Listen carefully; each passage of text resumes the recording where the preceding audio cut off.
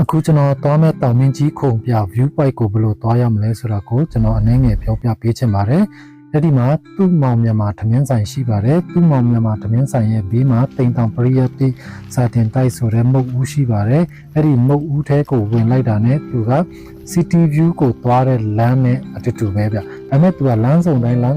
သူ့ရဲ့လမ်းညွန်ဆိုင်းဘုတ်လေးတွေကိုပြထားပါတယ်။လမ်းညွန်ဆိုင်းဘုတ်အပြာရောင်အမသားကိုတွေ့တာနဲ့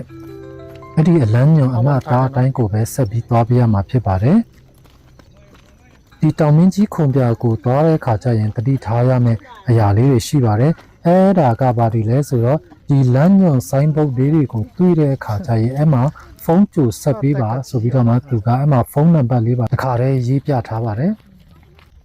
အဲ့ဒီဆိုင်းဘုတ်ကိုတွေ့တဲ့အခါကျရင်သူတို့ပြောထားတဲ့အတိုင်းပဲဖုန်းကြိုဆက်ပေးဖို့လိုပါတယ်။ဘာဖြစ်လို့လဲဆိုတော့ကျွန်တော်ဆက်ပြီးပြောပြပေးပါမယ်ဗျ။ဒီတောင်မင်းကြီးခုံပြက city view ထက်ပိုပြီးတော့မှမြင့်ပါတယ်။သူကအမြင့်ပေ9000ကျော်မှာရှိတဲ့အတွက်ကြောင့်မလို့အဲ့ဒီ city view သွားတဲ့လမ်းနဲ့လမ်းခွဲလိုက်တာနဲ့ဒီတောင်မင်းကြီးခုံပြကိုသွားတဲ့လမ်းကကျင်းပါတယ်။မဆောက်ပါတယ်။အတက်အနှဲငယ်ကြီးပါတယ်။အဲ့ဒါကြောင့်မလို့ကားမောင်းကျွမ်းကျင်တဲ့လူတွေပဲဒီနေရာကိုလာဖို့ကျွန်တော်ကအကြံပေးခြင်းပါတယ်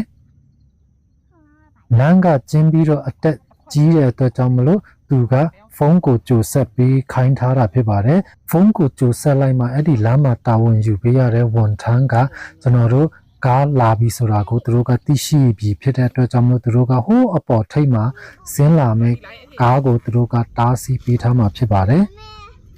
အဲ့ဒီအခါကျမှကျွန်တော်တို့ကအဲ့ဒီအတက်တွေကိုအန်ဒီရဲ့ကင်းလွတ်လပ်နဲ့မောင်းတက်နိုင်မှာဖြစ်ပါတယ်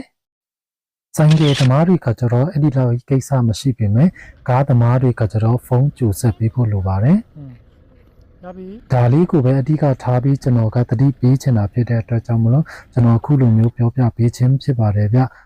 ။ဝင်ကြီးအနေနဲ့ကတော့လူကြီးကတယောက်3000ကလေးကတယောက်1000ဖြစ်ပါတယ်ဗျ။အဲ့ဒါနဲ့ကျွန်တော်ကစုစုပေါင်းကျွန်တော်9000ပဲရှင်းခဲ့ရပါတယ်။ဘာလို့လဲဆိုတော့ကျွန်တော်ကကားမောင်းပြီးပို့ပေးတဲ့လူဖြစ်တဲ့အတွက်ကြောင့်မလို့ဆိုပြီးတော့မှကျွန်တော်ကိုသူတို့ကပိုက်ဆံမကောက်ပါဘူး။အဲမှာကျွန်တော်ကိုခုနပြခဲ့တဲ့လက်မှတ်မှာဆိုရင်လက်မှတ်4ဆောင်ရှိပါတယ်။အဲ့ဒီလက်မှတ်ဆိုရင်တစ်ဆောင်ကိုကိုကြိုက်နေတဲ့ရာကော်ဖီတောင်မှဖြော်ရည်တစ်ခုခုကို3ဆောင်ခွင့်ရှိပါတယ်ဗျ။သူကလက်မှတ်4ဆောင်ကိုပေးလာတဲ့အတွက်ကြောင့်မလို့ကျွန်တော်တို့4ယောက်ကကိုကြိုက်နေတဲ့ရာဖြော်ရည်ဒါမှမဟုတ်ကော်ဖီတယောက်တစ်မျိုးစီကိုတောက်ခွင့်ရခဲ့ပါတယ်။